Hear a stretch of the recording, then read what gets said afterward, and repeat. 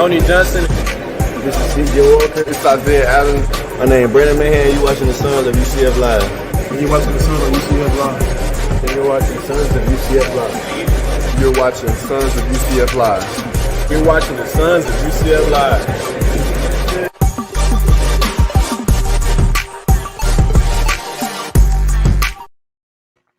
Hello, Night Nation. I'm Trey Strelko. Welcome, as you just heard, to the Sons of UCF Live. Football heads to the Lone Star State. We preview Saturday's game versus SMU, plus men's and women's basketball tip-off. They get wins. Let's welcome in the Sons of UCF, Adam and Mike. Hello, guys.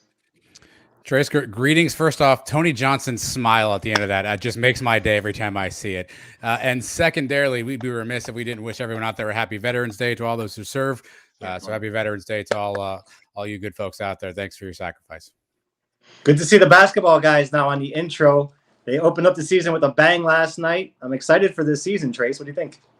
Well, there's a debate now. UCF has put out Slamlando.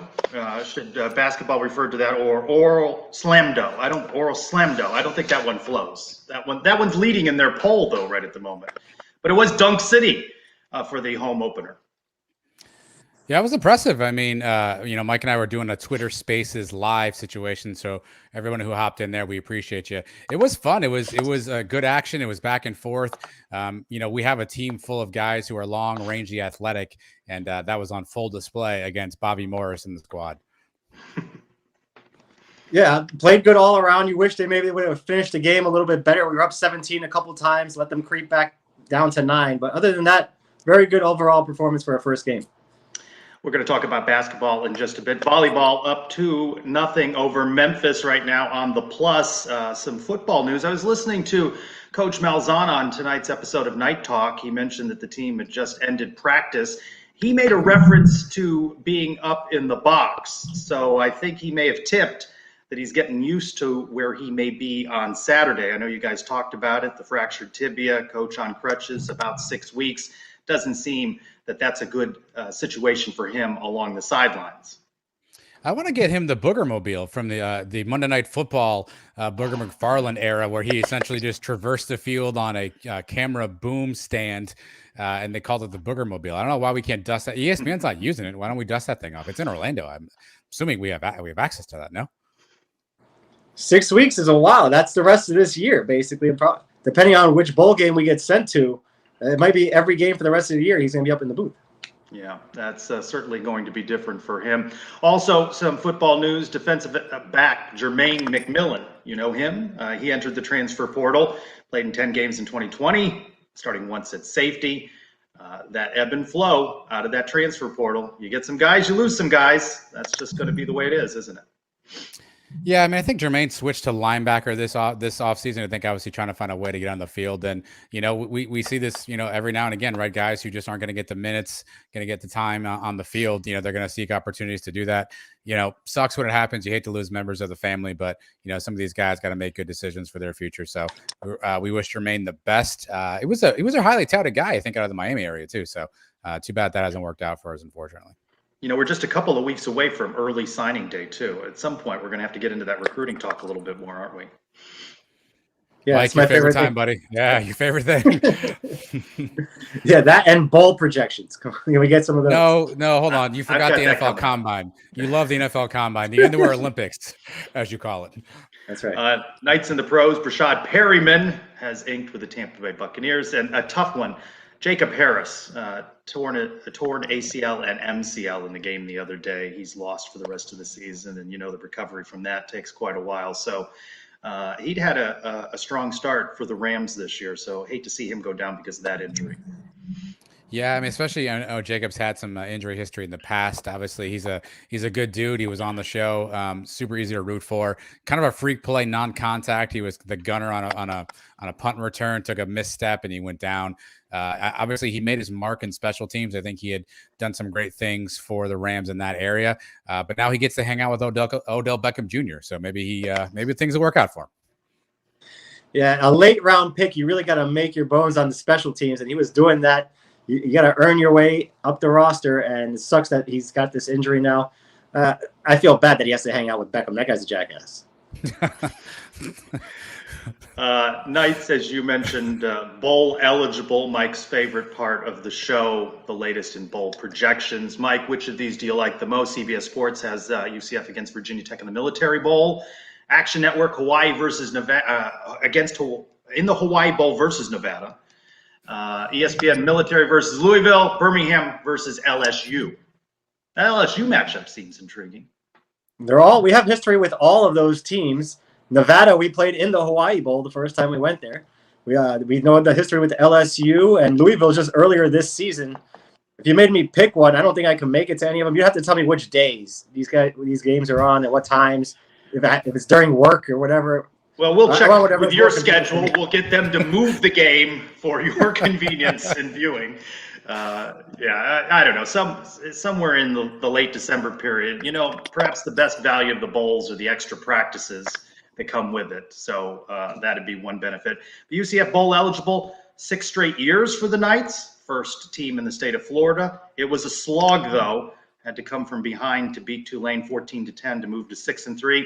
What'd you like the most in that win? I'm going to go with Bryson Armstrong. He's a guy that we've talked about a few times. I think maybe played out of position earlier in the year and more in the secondary role. Now he's back at linebacker. He had 11 tackles. He had a sack, a really nice sort of run blitz where he dropped the running back in the backfield.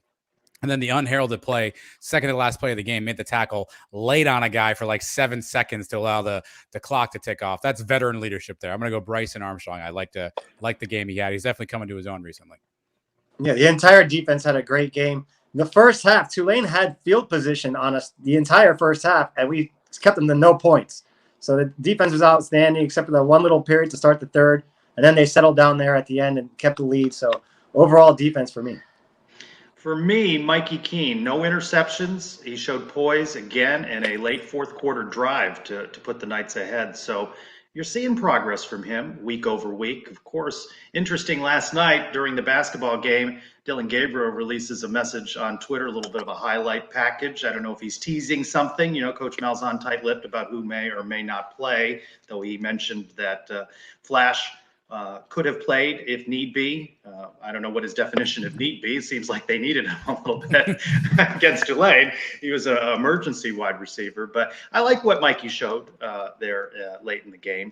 And what we want to see improve. 14 points, right, is not going to beat an SMU team that's just got one loss over 3 seasons. And for me, that the offense has got to more. How do you go from 49 points against Temple? Not a good team, right?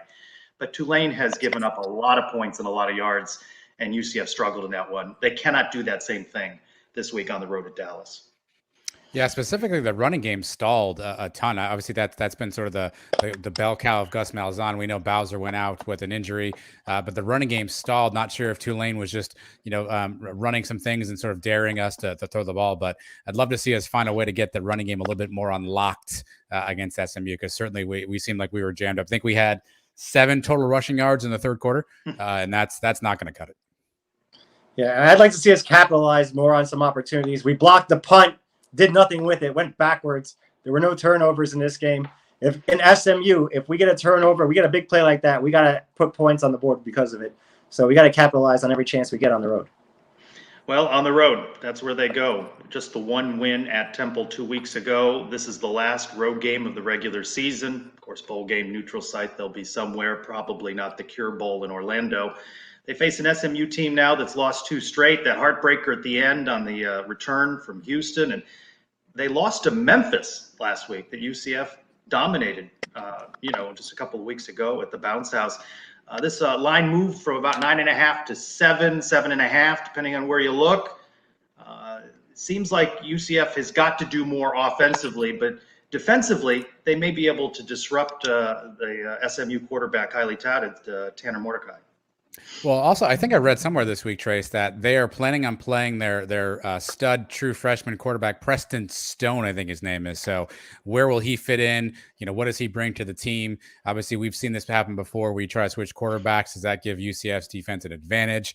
And then you gotta think about the Sonny Dykes rumors, our head coach. He seems to be a hot candidate for the TCU job. Is that causing any bit of a distraction? But you're absolutely right. We can't score 14 points against SMU. I mean, they're going to put up points, even if we play good defense. That's a good offense. We got to keep pace. 14 is not going to cut it. So we've got to figure out a way to get the offense rolling. Yeah, we got to control the ball on the ground, keep their offense off the field. Their defense is not that good. We should be able to score on them, especially if we start wearing them down. If Bowser's healthy, if not, Johnny Richardson. Control the ball, and their quarterback, don't let their quarterbacks get into a rhythm. And their quarterbacks are traditional passers. We fared well against those types of quarterbacks this year. I don't know what their freshman kid's like. If he's a runner, then that may give us some trouble. Well, a little unusual for the Sons of UCF Live. Our SMU insider could not be here, had a schedule conflict. So I talked with him earlier. We'll play that interview in just a few moments. And he touches on both the freshman quarterback as well as some of the information about Coach Dykes and his contract. So we hit on both of those subjects. So stay with us. That's coming up. Knights unveiled what they're going to be wearing. White jerseys, black pants. They've gone again with the script Knights. It'll be done in black with gold flake. So clean look on the road. That is an 11 a.m. local start time in the central time zone. I fly out Friday, going out for the weekend. Morning breakfast there in Dallas. Early start for the Knights. Yeah, that's Bloody Mary City for UCF Mike at that early kickoff time for sure. I do like the Knights script. I wish it was a little bit bigger. It's kind of small on the helmet, but I know there's that helmet shortage that's causing all these issues. So at least they're finding creative ways to come up with new combos. I know usually the players love that kind of stuff, and obviously the fans do. So I like the Knights. Wish it was a little bigger though. Fans are going to lose their minds on Black Friday when we come out with white helmets, right? Or maybe we don't. Maybe the shortage will end, Mike, just in time for Black Friday. You got to be positive. Spray paint. All those helmets in the port out in California will make their way. They'll unlock their way to Florida somehow. Well, earlier this week, Coach Malzahn addressed the media, of course, arriving, as you saw, on crutches, the fractured tibia. And he talked about what he expects to see from this SMU Mustang team.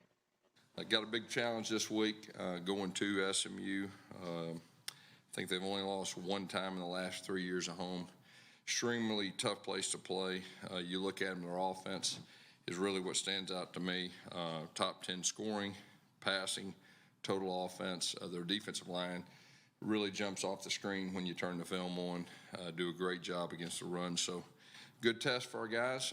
We're looking forward to going there and playing. Some interesting things they said. They're number one in offense in the AAC, 484 yards. He talked about their stout defensive line. They're 120th against the pass, but UCF wants to run, but we don't know about Isaiah Bowser. And this is an opportunity to open up that playbook for Mikey Keene. Be nice to get flashback and not have all of the pressure. Just two wide receivers targeted last week, right? Ryan O'Keefe and Brandon Johnson. You need some more options than just those two. Ryan gets double teamed or something. I mean, it'd be nice to get flashback and go deep. Yeah, Ryan O'Keefe out-targeted the other 5 receivers. I think O'Keefe had 13 targets. Then the other 5 receivers combined had 12. So Ryan alone out-targeted everybody else. And having Jay flash back will be helpful. Now, you wonder what kind of connection him and Mikey Keene have had. They haven't played a game together. So what kind of connection do him and Mikey have? Do they have that rhythm built in just yet? So, will there be some rust on Jay Flash? But having another weapon that SMU has to at least consider, I think will be huge. We also talked about this on the show. I think at some point, Mikey's doing these read options. At some point, I know he's not a runner. I'm not asking him to be Johnny Manziel, but pull that thing and keep the defense honest. Even if you get 5 or 6 yards and you give yourself up, make the defense think about that too. So I think Gus, this is the kind of thing I believe Gus gets up for. The ability to scheme and game plan against a really good team and a good opponent. I hope that he's in the lab right now, one leg lifted in the air, resting and icing and elevating. But hopefully he's drawn something up to put a little spark in this offense. We've seen the addition of the tight ends the last couple of weeks. We've been waiting for it all year. Holler is getting more targets each week. Holler. Tracy getting nervous. We might hit the over now on the tight end receptions. Hey, I'm rooting for you. Right? If they do well, I hope you win that. That's good. Sunday nights, I call it Sunday nights with defensive coordinator Travis Williams, is when he does his media availability about 7 o'clock out at it's a creative name, Trace, by the way. We're way to go on a limb there with creativity. And I asked him what he's seeing on film from SMU. What's the challenge that SMU presents your defense? Oh, man. I mean, offensively, they got it all. They got the tailback, that's the real deal. The quarterback's the real deal. They have 5 receivers, and they got an offensive line that's really good. Like, this is not just coach speak. They're a really good offensive unit, and the coach does a great job of calling plays. They have real speed. I mean, it's gonna be a real challenge for us. I mean, I respect that offense. I mean, you see them put up a bunch of points and a bunch of yardage, and we got to do our best to slow them down. And I mean, they're a really good offense. I like how it's not just coach speak, so he even recognizes that they get this coach speak. He is getting so good at that. What I heard is they have a quarterback, a running back, receivers, and an O-line. So breaking news, SMU bringing all those players to the game. They're also, he used the word real like 7 times in there. They have real speed, real players, real play calling. They have a real stadium. They have real soda. He's doing really well at this coach speak thing. I'll give him that. You didn't mention the tight end. Maybe they don't have one of those. Fake tight ends? Okay. Let's talk about the Knights a little bit more with former UCF quarterback Nick Patty, who joins us just as often as his schedule will allow. Nick, welcome into our edition of Sons of UCF Live tonight. Thanks for having me back. Nice to meet you. So a fractured tibia for Coach Malzahn, likely not going to be on the sideline, probably seeing it from high. How do you think that affects the flow of the game? You know, he's pretty hands-on on the sideline. Big time. Yeah, I think that's going to be a pretty big mix-up for them. We'll see sort of how it affects Mikey, I think, the most. I don't know, how exactly they do their signaling and sort of what that chain looks like, but I do know that Gus is pretty big on communication. He's pretty active on the sidelines. Everybody sees him, moves around a lot. He's not just on the headset. He's active, kind of face-to-face with people, likes to nonverbal. He's animated. So we'll see. I hope he starts feeling better too. I hope it doesn't affect us too much. But can we just say, though, that this guy stayed on the sideline during the entire game on a fractured tibia? I mean, and that really, you could hear from the players how impressed they were seeing their coach like that. Yeah, it's brutal, man.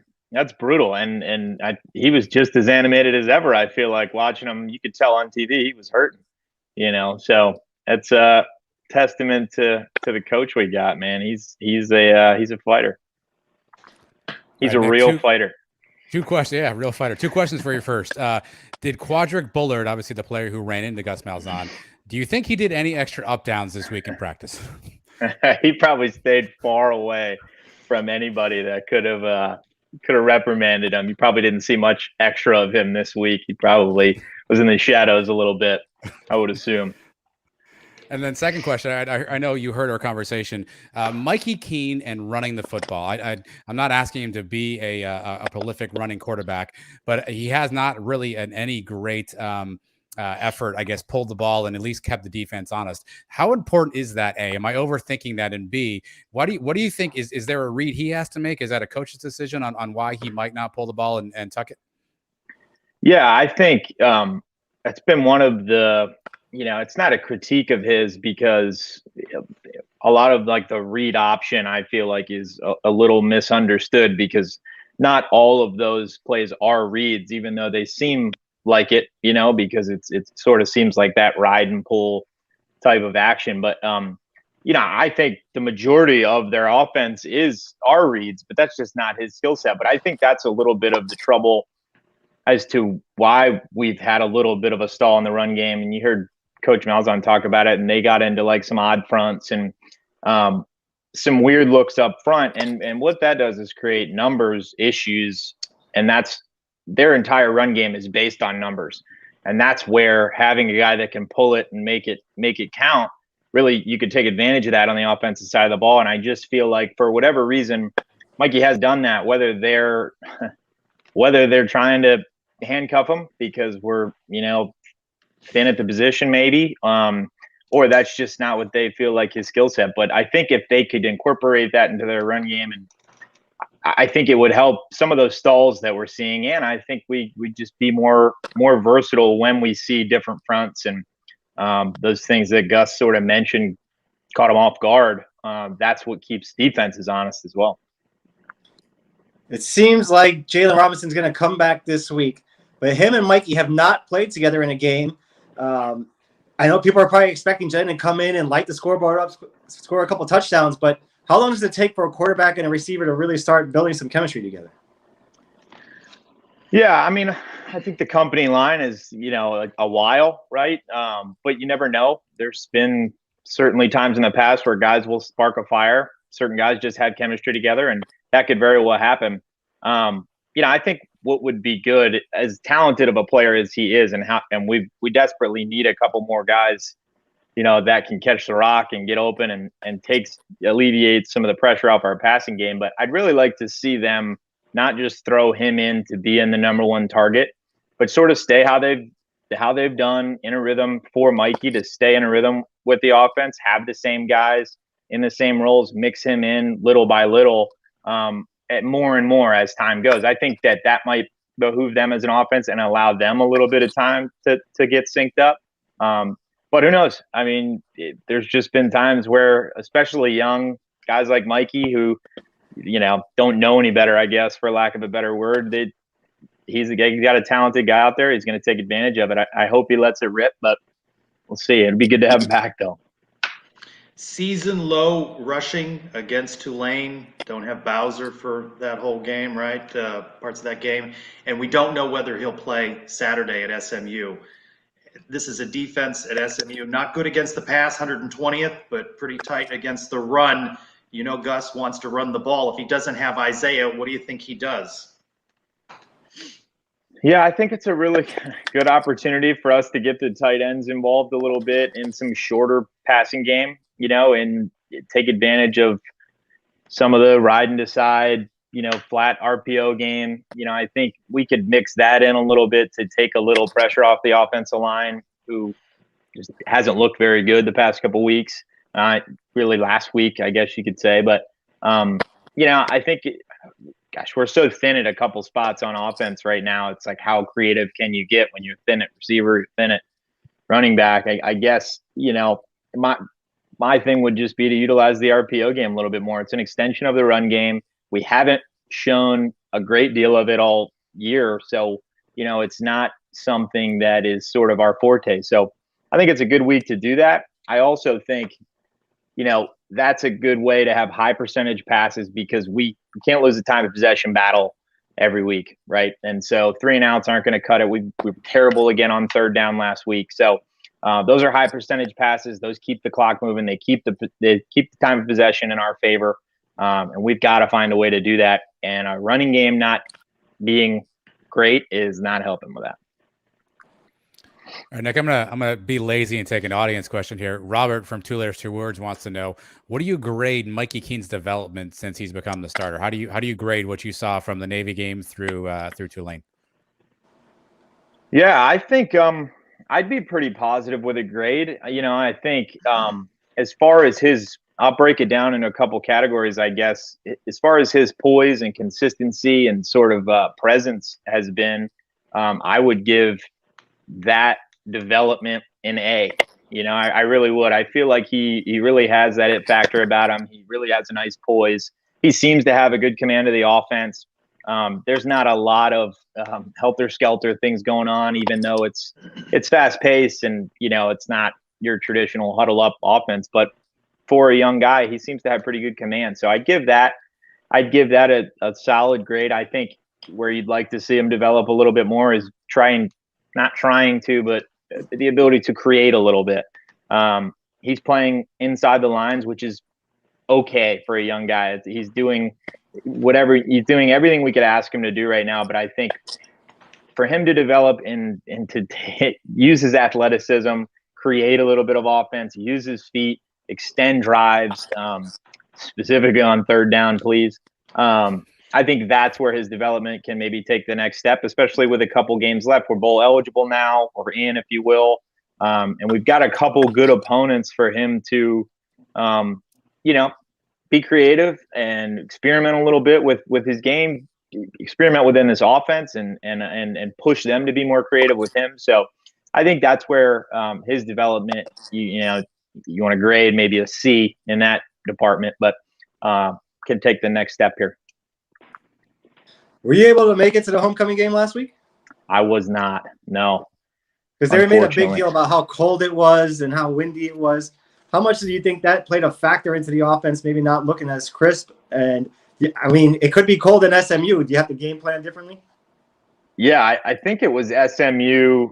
I forget what year it was, but wasn't that the game up there that was like absolutely frozen? I don't know, maybe 13 or something like that.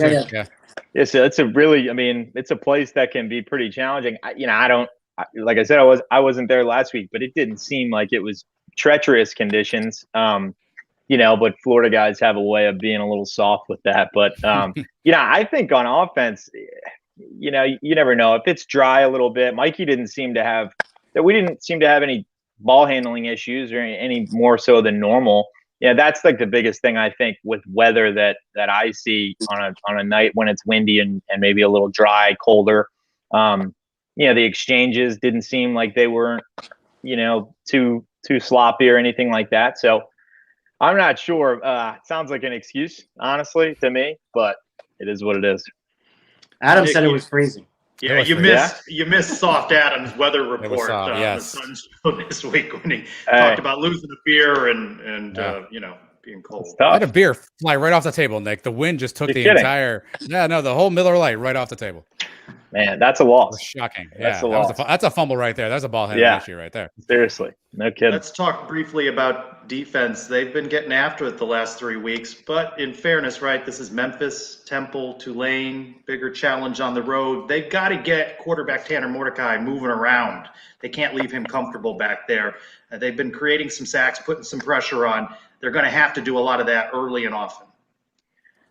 No doubt. I think you've seen some guys step up and, really have an impact. I think our scheme has seemed like guys are settling in, getting more comfortable, creating some movement. I think we're getting better with having some energy on that side of the ball. I think it's a two-headed I think there was someone saying SMU has a younger kid who could be pulling the trigger for them this week too. So I think it's a double-edged sword, right? If you can, with Mordecai, if you can continue to create and pressure him, light him up a little bit, make him uncomfortable, not allow him to sit back there and pick you apart. But I think too, if he's not back there, I think you let whoever else is kind of beat you through the air. Don't let them create offense. I think you make him beat you through the air, stop the run, and make him throw it on you. So, I don't know. It's going to be a challenge, man. They've got a lot of talent all over the field. I think they can spread us out. I think this will expose on defense, either positive or negative, our talent level, because SMU's talent level is high. So I think this will expose our, mid-level defenders, our outside linebackers, our safeties. I think are going to be in a big jam this week. Our, the guys that are nickels and dime package guys, this is their week, right? So they're going to have to, one, be huge in the pass game in coverage, but two, those are the guys that are going to have to create some pressure on Mordecai and get him uncomfortable, because we can't just expect guys to get pressure off the edge, which that's nice, right? That's where it starts. But we need those guys in the nickels and dimes and the outside linebacker type dudes to start causing some havoc, which they have. This is a big week for that. Just one loss at home in the last, I think, 3 seasons. So they defend the home turf well. An 11 a.m. local start, when you play a game that early, do the players get into it? Can it be a sleepy start for both sides? No doubt. Yeah, I always I wasn't a big fan of the early games. My whole career, really. It's and it's I'm an early riser, sort of a morning person type, but it's just the stadium's always a little bit more sleepy. Typically you have a lot more time to kind of get your mind right, get going, get your day going a little bit. There's typically not as many tailgaters, not that players are tailgating, but just the overall energy within the stadium, within warm-ups, guys are a little bit more tired, more sleepy. So, if the weather does break a little bit and it's a little colder, that might light some guys fire up a little bit and change the dynamic, if you will, excuse me. I wasn't always a fan of the early start, but SMU is a pretty cool place. They have a really neat stadium. It's very unique. They've got that little grassy knoll. It's not the biggest place in the world, but they make it their own and they make it seem big. So it'll be a cool environment. I know that they're a proud program regardless of record or who's there, but this is a big week for them. So they were ranked, they're not anymore. So I think they had kind of something to prove. They're trying to keep their head coach in the program. So I think the fans show up. I think it's going to be a pretty good showing. High of 66 right now in the forecast, so it'll warm up over the course of Saturday, so it shouldn't be too much of a factor. Nick Patty, former UCF quarterback, thanks for joining us again this week on the Sons of UCF Live. Good to see you guys. Thanks for having me. Yes, All right, Nick. A little bit ahead, we will have a preview with the beat reporter for the Dallas Morning News, but let's shift gears a little bit, talk hoops. You guys in the Twitter Hangout watching the game. What was that like to watch the game and interact with folks? Could you pay attention to the game as much as you would have hoped? Yeah, I try to for sure. I think it was tough. The football game was easier. There's obviously 40 seconds in between plays, so you got some time to filibuster there. I felt like we were in the middle of a conversation, and all of a sudden CJ Walker's hanging off the rim. And we're like, hey, how did that happen? So, but it was definitely a lot of fun. It's definitely fun when you win and when you have an exciting game, which while to Mike's point, there were some moments there that got a little bit closer than they could have. It was a good opportunity, and we enjoyed interacting and talking to a bunch of different people. Yeah, it was mostly a stress-free game. I think if it was close and we were hanging on every possession, I'm probably not talking as much. I'm probably more focused on the game. So it worked out good for this one. We'll probably be able to do it a few more times through the season. So it's not going to be an every game thing, but it was definitely fun. I liked talking to some of the listeners that got to call in. So I enjoyed it. Deeper bench this year, a lot of scoring options, and they were moving all over the floor. Yeah, I mean, that's the first thing that jumps out to you, Trace, is, I mean, I think Johnny went 10 deep, and this was before garbage time really started, right? Which last year, I mean, we were playing like 6-7 guys max a game. So that was huge. I really liked the pressure off made baskets. I mean, that's not something we saw last year, but it really fits in well with UCF style. Again, a lot of young, long, athletic, switchable players on defense. Isaiah Adams is really kind of the head of that press. And so I really liked that wrinkle that they were kind of speeding up Robert Morris, making them sort of go quickly. They got in a couple passing lanes, got some tips. I think that gets the energy up. Then you can run around for fast breaks. So not sure if this was a one-time event by Johnny, if this is something they're working on. But to your point, they have the depth and the athleticism to pull that off. So if there's a team that can keep this up, I think this is definitely a squad that can do that. So I was really encouraged by at least the defensive philosophy from Johnny, especially on that sort of that made basket press. And a lot of balance on this team. You're not relying on one guy. If Mahan has an off night, doesn't turn off the whole offense. Like last night, he couldn't hit a shot. You got other guys that can step in and score some points. So I really like the balance on this team too. I like the UNLV transfer check. He showed out. I thought you get a little finger wave early. Did you see that? Yeah, that was a little fun bit of his personality. Really diminished Jameel Reynolds. We saw him late in the game, and he didn't look too happy in his few moments on the court. Yeah, Jamil. I don't think Sean Mobley got in, who obviously played a lot of minutes for UCF last year. I know Tony Johnson, who Trace, you did a great job on the YouTube that's out now on the interview on our YouTube page, where he described his injury. He did not play. Maybe that was more precautionary. So I asked Coach Dawkins about that. He said that he was healthy. I just don't think they're going to get to him very much. If he can't work his way in minutes wise against Robert Morris, I don't know how much you're likely to see him. Yeah, I thought Ty Freeman, who is the transfer from Missouri Junior College, he was an All-American first-team guy last year. He came in, played some really big minutes. He had some energy. So I think there's a lot of nice, young, exciting pieces, and more to come. I think the Hendricks brothers officially put ink to paper recently, so more help's on the way for UCF basketball. I think if we were to push that lead past 20 at some point, you would have seen some of these other guys get in. Every time we opened it up, it kind of crept back to 9-8 points. So we have opportunities in the next few games. There's one against Miami coming up, and then after that, we have a couple other cupcakes on the schedule. We should get some guys some playing time. Well, as you noticed, the offense was flying. That's something I asked Coach Dawkins about after the game, just how fast everything was. No, definitely. That's who we are. That's how we want to play. As you can see, we want to be a tenacious defensive team all over the place, flying around defensively, and we want to turn that defense into offense. And I thought we showed definitely in spurts, that we can do that very well. Now we need to be able to sustain it, and that's where we hopefully our depth continues to come along, continue to improve, and then so we don't have any drop off.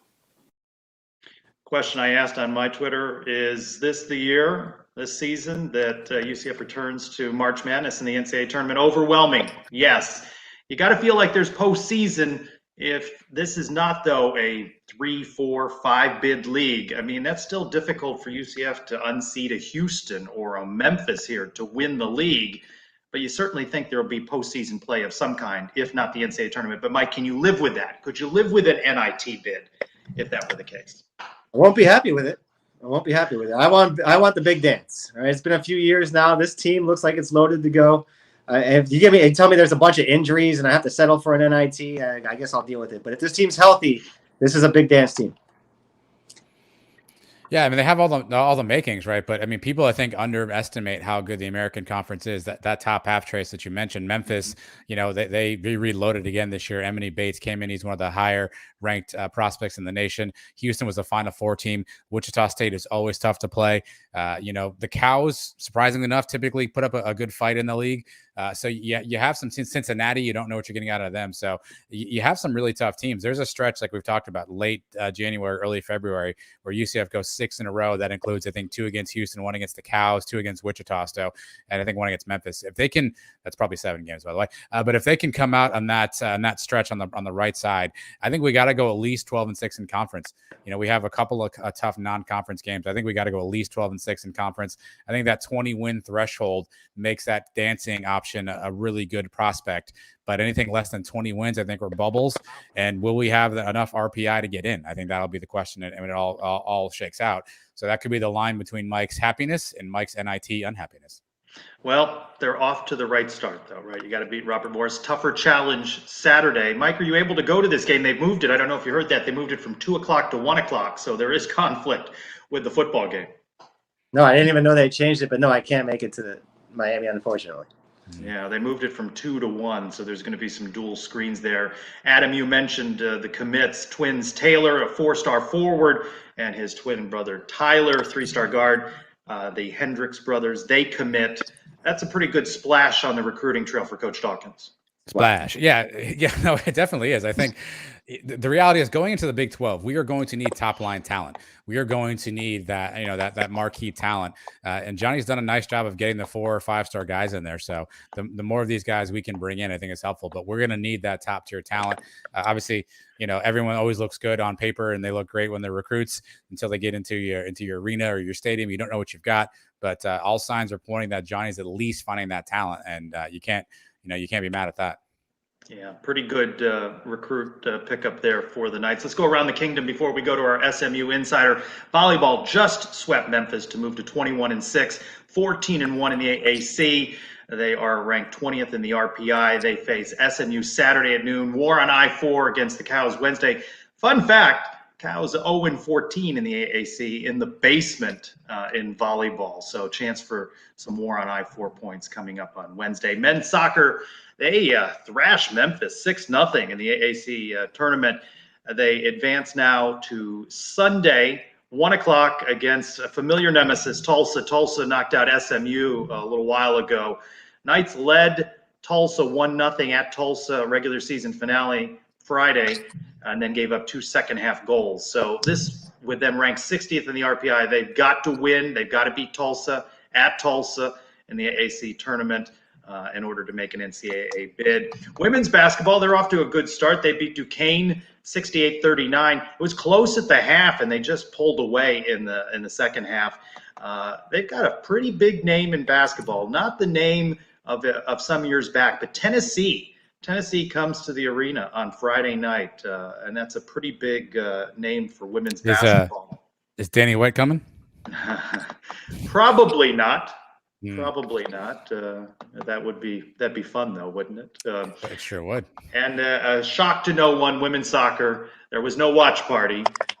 Not selected for the NCAA tournament after the wheels fell off towards the end, ranked 62nd in the RPI. So that's a little look around the kingdom at some of the other sports. And again, mentioned typically we'd have a live guest, SMU Insider, but a little bit of a schedule conflict. I managed to get home from work, hop on Zoom, and get a little bit more information from our SMU Insider, Adam. Yeah, it's a career highlight for me, Trace. I get to be in a live show with you right now, while now throwing to an interview that you did earlier on rather. So this is Trace Live going to Trace Recorded, a UCF, maybe Suns UCF exclusive first here. Joining us now to talk a little bit more about the SMU Mustangs is Joseph Hoyt. He covers SMU for the Dallas Morning News. Joseph, thanks so much for joining us on the Sons of UCF Live. Yeah, of course, Trace. Thanks for having me. So SMU starts strong, 7-0, has dropped the last two, getting a little wobbly here towards the end. Yeah, no, it's been an interesting season, I think, to say the least. I mean, they had a close call against Louisiana Tech that, obviously it needed a Hail Mary to win that one.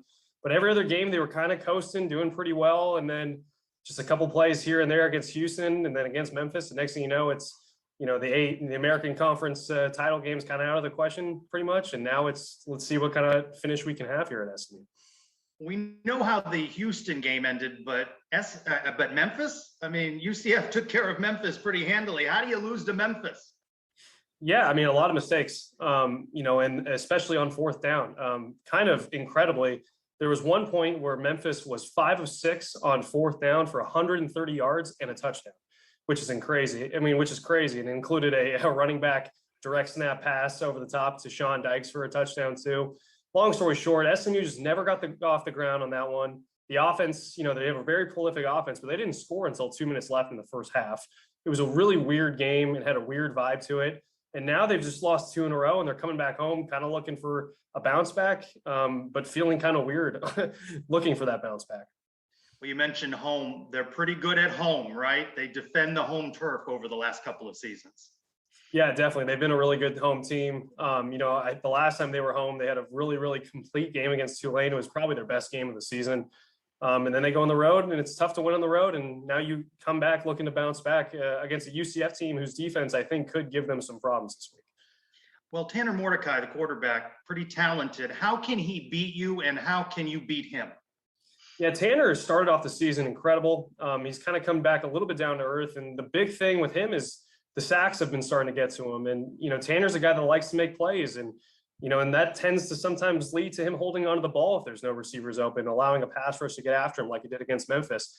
And then, that can equal mistakes as well. But the interesting thing this week, SMU this offseason got their best recruit ever since the death penalty, 5-star quarterback Preston Stone. And, head coach Sonny Dykes said that they want to get him in the game, which is kind of interesting, considering they have similar skill sets, Preston Stone and Tanner Mordecai. And ultimately, Tanner Mordecai is a Maxwell Award semifinalist who just tied the school record for touchdown passes in a season. So whether that's maybe some gamesmanship saying, hey, UCF, keep an eye on this other quarterback we might be coming out with, or it's, hey, the future might be now with Preston Stone. Long story short, I think all of us are pretty excited to see what actually happens and what comes out with the SMU offense starting on Saturday. That's certainly an interesting storyline. UCF, if you've looked at them, has been trotting out 2 quarterbacks in some form or fashion over the last couple of weeks. So it'll be interesting to see what, if anything, he does. And as you mentioned, just might be some gamesmanship. What are the weapons that Tanner has at his disposal at wideout? Yeah, no, the thing about SMU is they have a lot of talent on the outside, specifically starting with Danny Gray, who is a absolute speedster, but the big development this year is he's turned to a jump ball receiver. It's something that we kind of didn't expect. His hands have been great. He's been going up over the top. He probably runs a 4.3 40. He's incredibly fast. But on top of that, they have Reggie Robertson, who's terrorized this conference when he's been healthy. But he had back-to-back season-ending injuries the last 2 seasons, but appears to have really be full speed again. Rasheed Rice is an incredible receiver as well for them. And then, they got Grant Calcaterra at tight end, a former Oklahoma star who transferred here this offseason. But the big question mark with weapons for SMU is whether or not Ulysses Bentley IV is going to play. After the TCU game, he was the number 1 rated PFF running back in the country. Since then, he's been, it's been will he or won't he play? And this week we were playing that game again, but everyone expects him back. We're at that point in the season where everybody is playing with an injury, right? But what would you say is the reason the offensive line has slipped over the last couple of games? Yeah, I think injuries is a big portion of it. Alon Ali is a senior that, has played, over 40 starts for SMU. And I called him the skeleton key because SMU's had injuries, but he's been able to slide literally from center to guard to tackle, any position you need him to. He's kind of the key that fits into any lock. And ultimately, without him, he got hurt against Houston. Last week they had to do some reshuffling and they had to bring some guys off the bench. They have a redshirt freshman at center. They have Bo Morris at, a tackle who's been rotating in and out. It's kind of I think they found their best group and then injuries happen. So now they're kind of trying to piece together and try to rotate and shuffle around to see what could be their best group again. They were really good. They had only allowed 2 sacks on the entire season going into Houston. Since then, they've allowed 8. And it seems like with the way UCF's defense has played the last couple of games, that if they can get some pressure on Mordecai, maybe bottle up the run a little bit, that keeps them in this game a bit more. Yeah, I think so. And that's what some people have hypothesized, that Preston Stone might come in, because if you go back to Preston Stone's high school tape, this was a guy who had 44 scholarship offers, who chose SMU over Alabama, Clemson, Georgia, all the best schools in the country.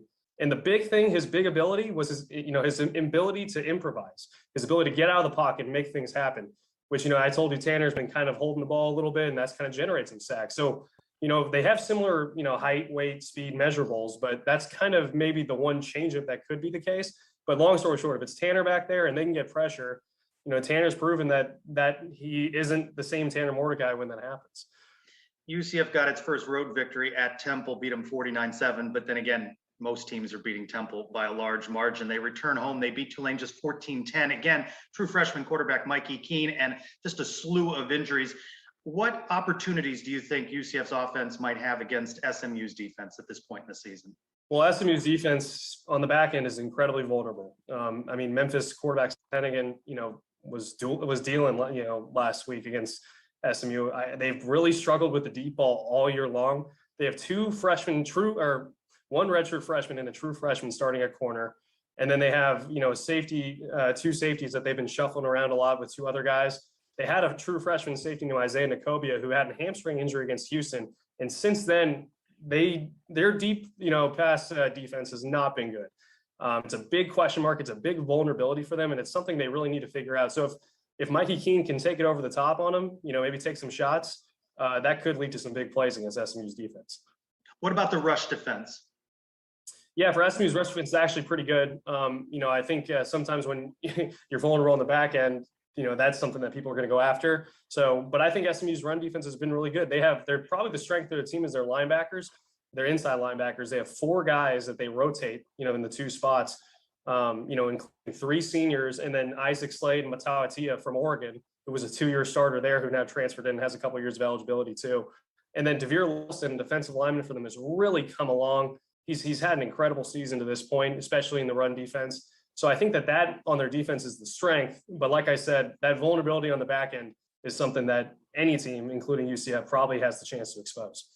What are you looking for early here that you think will make it SMU's day? I think the big thing we've got to figure out is what they're going to be doing at quarterback. Sonny Dykes did kind of have kind of hedged it a little bit at the end and said, well, if there's no opportunities to play Preston Stone this week, we won't do it, and maybe we'll do it next week. But he was really reinforced the idea that this could be the game that we see Preston Stone. So do you go 2 quarterback system, or is Preston coming in every 3rd down to try and improvise on 3rd and long when the pass rushes is coming, the defensive linemen have their ears peeled back? I think the big thing is, can SMU get their offensive rhythm early? They didn't score until 2 minutes left in the first half last week, and it came on a deflection pass that miraculously went right into the hands of the fastest guy on their team, and Danny Gray, who sprinted for a 45-yard touchdown. So they need to find some rhythm early. And then on the defensive side, they can't let big plays happen to them early, kind of like they did against Memphis. You mentioned head coach Sonny Dykes. What's the latest on his contract situation? And is it just a media narrative that it's a bit of a distraction, or do you think that it could possibly be? Well, I had to, it's funny because I didn't wake up on last Saturday thinking I was going to ask him that in the post game. But after watching that Memphis game, I had to ask him if there was a distraction. And he had a very, very, very definitive response. And he thinks anyone who basically insinuates that, it's a reflection of them, not the team. Ultimately, anytime your head coach is in conversations, whether it's internally, externally, to possibly go somewhere else. And now he's been connected to 2 jobs, one of which has been filled by Joey McGuire at Texas Tech. But there's an extension offer on the table. I've reported that. It's a really long deal. It would make him the highest group of 5 coach, if not close to it. It's a deal that obviously I think the buyout would have to be ironed out. I think that's one thing that would hold it up. But long story short, there's an offer on the table. There's interest to bring him back. There's interest from outside stuff. And anytime that those combinations kind of come together, and you're still in a stalemate and it kind of lingers for 3 weeks, people start to ask questions. And ultimately, that's kind of where they're at, especially considering that once these conversations emerge, they're 0-2 since. And a part of this storyline at SMU, of course, is Big 12 expansion, and SMU not part of that first wave. What is the mood in Dallas about this and amongst the program? Yeah, it's no secret. They wanted to be in the Big 12. They hope to be in the Big 12. They think that they had a compelling pitch, that, hey, we are another Texas team. We're in one of the biggest cities in Dallas, or in Texas, in Dallas, and one of the biggest cities in the country. People are coming to, the American Athletic Conference just moved to Irving, for example. The Big 12's in Dallas. They thought that they could kind of rebuild some Southwest Conference roots and, join Baylor and TCU in Texas in the Big 12. And ultimately they were denied and it didn't work out. So I think that it's a bummer for them, for sure. And it's one of those things where they are hopeful that the next round of realignment could be in their favor. Well, there's always Rice and UT San Antonio and North Texas, right? Yeah. So you're expanding a little bit there. We'll have to catch up with you during men's basketball season when conference play gets underway. Joseph Hoyt covers SMU for the Dallas Morning News at Joe J. Hoyt on Twitter. Thanks for joining us on the Sons of UCF Live. Of course. Thanks, Trace. Live on tape. It's a lot of Trace on the screen at the same time. Quarterback Preston Stone, unusual that was inserted into the conversation by Coach Sonny Dykes this week, especially when you have a guy like Tanner Mordecai. Why do you need to bring this freshman quarterback in? You heard why. He's a 5-star recruit who had 44 offers from a school like Georgia, Alabama, blah, blah, blah. So if he's not on the field, they don't want him to go into the portal. Huh? There you go, right? So if he can't crack the field right now, he's going to be somebody else's starting quarterback next season. So I think that's probably the reason why you tease it and you get him on the field at some point and you see what happens, right? Because if he's not on the field, then he's going to be wearing, I don't know, LSU's uniform next year. I don't know, probably something like that. Mike, does he have the Joey Gatewood playbook? I don't know. He says he has the ability to improvise, and that kind of scares me. And you know how we fared against running quarterbacks. So I'm not too thrilled to hear that this kid's that good. So we'll see how it goes. I just liked your ability to pour salt in the wounds there at the end, talking about comparing them to Rice and UTSA. That was nice. Yikes. Let's take a look at the mailbag. Robert, who about 24 hours from now, I will be at his house for a little barbecue action in Dallas on a Friday night. So Robert's asking, Gus, where are we going to see him? I think the booth, right? Yeah, I think booth. I'm hoping something fun, unique. I hope they roll them out like a golf cart, like the Pope Mobile or something, but it's probably the booth. He's going to be like on a Hannibal Lecter thing. Something. I mean, you know what? Make some fun of it. Why not? But yeah, probably the booth. At UCF Biggie, what happened to the offense from Temple to Tulane? What version are we going to see at SMU? Your guess is as good as mine. Yeah, what happened is Temple sucks, and that's really what happened. And I think we took advantage of that. It's interesting. You heard you heard Joseph say that the secondary for SMU is vulnerable. That was kind of the same drill we saw against Temple. Do we see that Temple playbook get dusted off and more downfield stuff? Be curious to see how Gus plans that up. If Robinson's back, you got the speed guys on the outside with him and O'Keefe to kind of test that deep pass. So we'll see. Wouldn't it be nice to have both Bowser and Flash same game? And Dylan Gabriel? Is there any chance? That video was sort of interesting, dropping that last night. At Rejoice Nights, what has to happen for the offense to get rolling? I think you just mentioned it, 120th against the pass. Mikey's got to go find a couple of deep balls there and a little of that Temple playbook. Yeah, I think it's Mikey's progression. I think Stephen Ulmer, who is on Twitter, does a great job doing like a play-by-play breakdown, and he's got a couple clips from the Tulane game that you guys should check out. And he kind of illustrates how Mikey locked in on a read, didn't see it, and kind of took off. So can he go through the progressions? Can he find the open guy? Can he have that patience?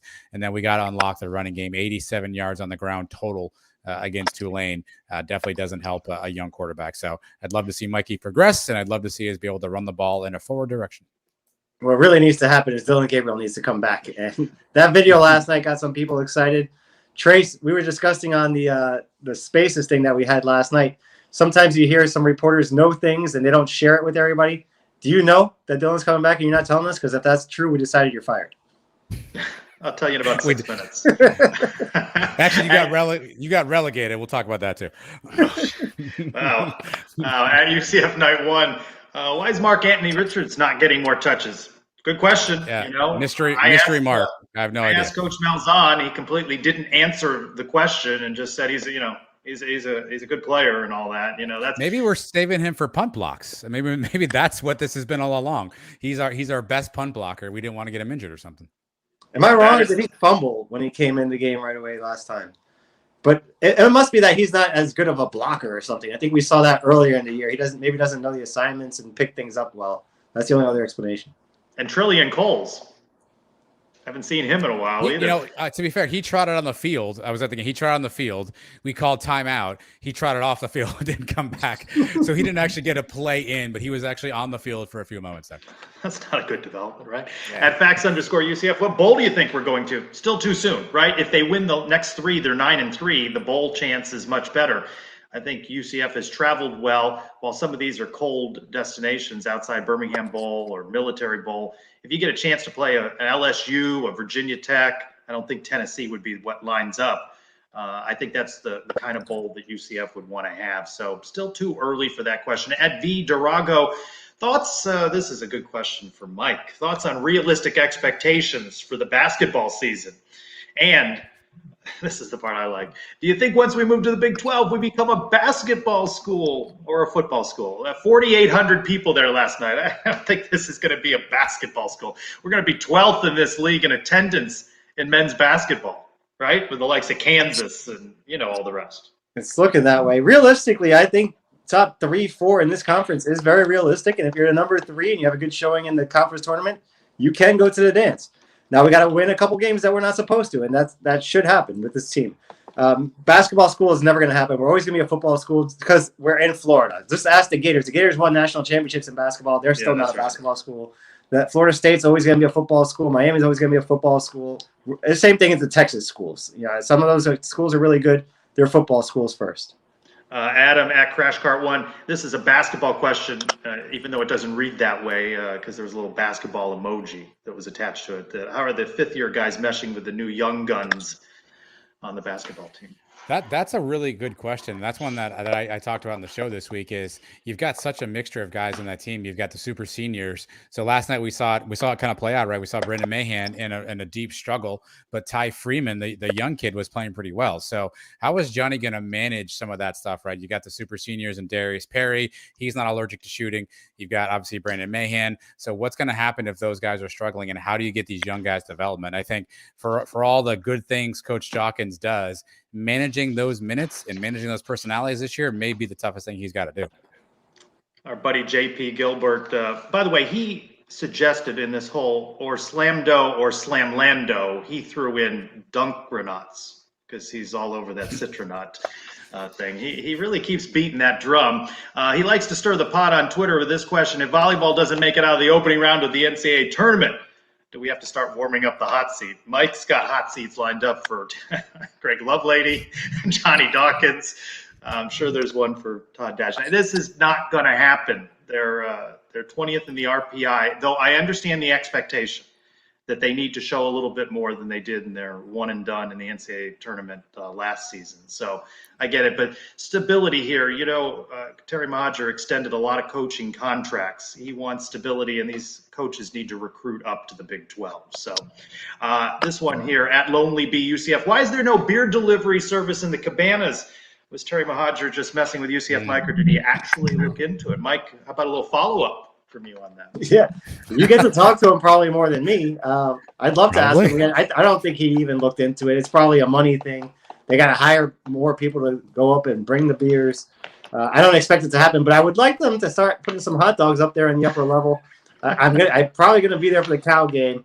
I like to stand up top. I'd like to be able to get a hot dog and not have to go downstairs. Well, if you're in the Cabana, you may have an opportunity to see him, though, depending on how you answer this next question. F. Hardus Ian, on episode 155 of the show this week, it was mentioned how fast Terry Modger made it into the fountain at Spirit Splash.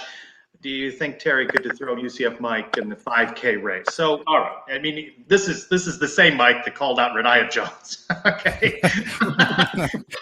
I think he's going to take his chances that he beats a 50-something-year-old guy into Spirit Splash. He's got a chance to beat me now. During football season, I'm in the worst shape I am all year. He's got a shot right now. I'm not running fast.